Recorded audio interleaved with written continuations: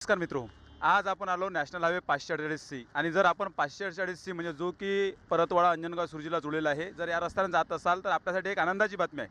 आपण इकडे पाहू शकता, इकडे खंबे लागलेले आहेत लाईटाचे आणि इकडे सुद्धा खंबे लागलेले आहेत. कॅमेरामॅन दाखवा थोडेसे इकडले खंबे आणि पाहू शकता तुम्ही इकडे सुद्धा काही ठिकाणी अंजनगावच्या ठिकाणी लाईट लागल्या आहेत, पण अजूनही इकडे जे लाईट आहेत हे लाईट अजूनपर्यंत लागले नाही. रात्रीची वेळ झाली तरीही मला असं वाटतं की प्रशासनाची एक चांगली मोहीम चालू आहे याच्यावर की विजेची बचत केली पाहिजे. सकाळी सकाळी हे जे खंबे आहेत हे एकदम तुरेनं डोलत असतात आणि जर आपण नॅशनल हायवे 548 जात असाल तर अवश्य या अजुब्याचं आपण एकदा हा अजुबा पाहिला पाहिजे की हा जो अजुबा आहे हा फक्त सकाळी तुम्हाला डोलताना दिसतो आणि रात्री वेळेनुसार आपल्याला गुड नाईट नक्कीच म्हटलं जातात. हे खंबे आपल्याला वेळेआधी आपल्याला हे गुड नाईट म्हणतात, असे इच्छे खंबे झाले आहेत. यावर विनोद म्हणून नका पाहू.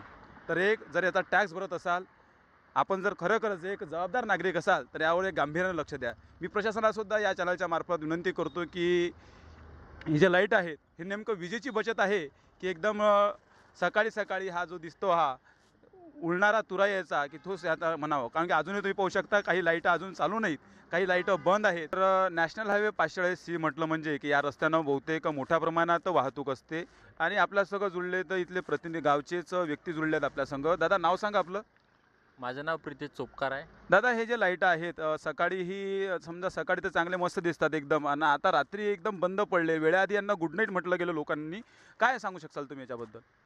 कसं आहे की हा जो रस्ता आहे राष्ट्रीय महामार्ग आहे हा. त्याच्यामुळे याच्यावर तुम्ही बघतच असाल की वाहनांची देवाणघेवाण खूप जास्त प्रमाणात असते आणि येथे जुडलेले अंजनगाव शहराला जोडलेले आजूबाजूचे खेडे जे आहे ते खरेदीसाठी अंजनगावला येतात. रात्रीच्या वेळेस असं वाटते की बा हे जर लाईट चालू असले तर त्यांच्या जीवाला जो धोका आहे तो कमी होऊ शकतो. याच्या व्यतिरिक्त काही नाही, हे लाईट चालू असायला पाहिजे होते आता.